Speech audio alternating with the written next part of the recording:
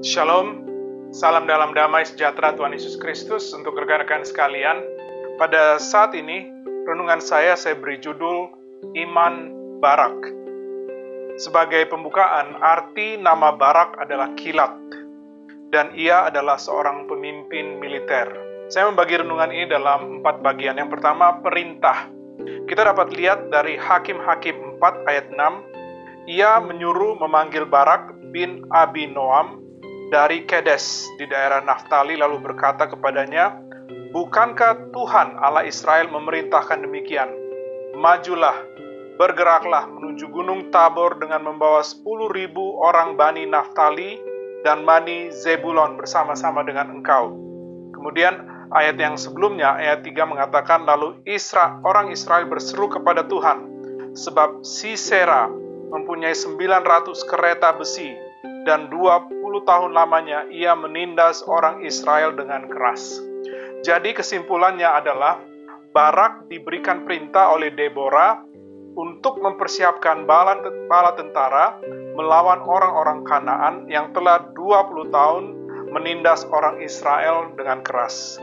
Kemudian yang kedua, permohonan. Barak menyetujui perintah Deborah, tetapi meminta Deborah turut maju bersamanya. Dari Hakim-Hakim 4 ayat 8 mengatakan, jawab Barak kepada Deborah, jika engkau turut maju, aku pun maju. Tetapi jika engkau tidak turut maju, aku pun tidak maju. Kemudian Deborah setuju, tetapi ada pernyataan bahwa pujian untuk kemenangan terhadap Kanaan akan diberikan kepada seorang perempuan.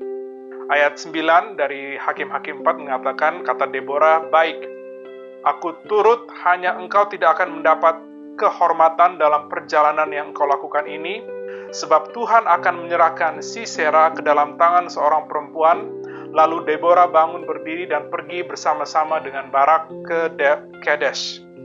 Perempuan ini yang disebutkan oleh Deborah bernama Yael. Di ayat yang ke-24 pasal yang sama dikatakan, diberkatilah Yael, istri Heber, orang Keni itu, melebihi perempuan-perempuan lain. Diberkatilah ia melebihi perempuan-perempuan yang di dalam kemah. Air diminta orang itu, tetapi susu diberikannya, dalam cawan yang indah disuguhkannya dadih. Tangannya diulurkannya mengambil patok, tangan kanannya mengambil tukul tukang. Ditukulnya Sisera, dihancurkannya kepalanya, diremukkan dan ditembusnya pelipisnya. Dekat kakinya orang itu rebah, tewas tergeletak. Dekat kakinya orang itu rebah dan tewas. Di tempat ia rebah, di sanalah orang itu tewas, digagahi. Jadi dari ayat ini kita dapat lihat, Barak akan maju kalau Deborah juga ikut maju berperang. Dan Deborah mengatakan bahwa Yael lah yang akan menerima kehormatan untuk kemenangan bangsa Israel. Kemudian yang ketiga, percaya. Ibrani 11 ayat 32 mengatakan, dan apakah lagi yang harus aku sebut, sebab aku akan kekurangan waktu apabila aku hendak menceritakan tentang Gideon, Barak. Tuhan memberikan kemenangan bagi Barak dan pasukannya karena ia percaya. Hakim-Hakim 5 ayat 21 mengatakan, sungai Kison menghanyutkan musuh. Kison, sungai yang terkenal dari dahulu kala itu, majulah sekuat tenaga, hai jiwaku.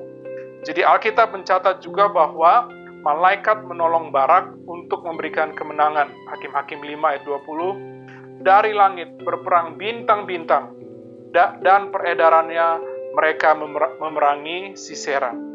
Jadi kesimpulan, kemenangan Barak dan Deborah karena iman percaya kepada Tuhan memberi kemenangan, membawa damai selama 40 tahun. Kemudian yang terakhir, pujian.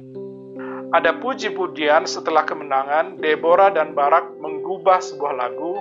Kita dapat melihat di pasalnya yang Hakim-Hakim 5 ayat 1 dan 2. Pada hari itu bernyanyilah Deborah dan Barak bin Abinoam demikian. Karena pahlawan-pahlawan di Israel siap berperang, karena bangsa itu menawarkan dirinya dengan sukarela, pujilah Tuhan. Iman Barak mengajarkan kita bahwa bersama Tuhan ada kemenangan menghadapi musuh ataupun permasalahan kita. Kiranya Tuhan Yesus memberkati pemberitaan dan penerapan firman-Nya. Haleluya.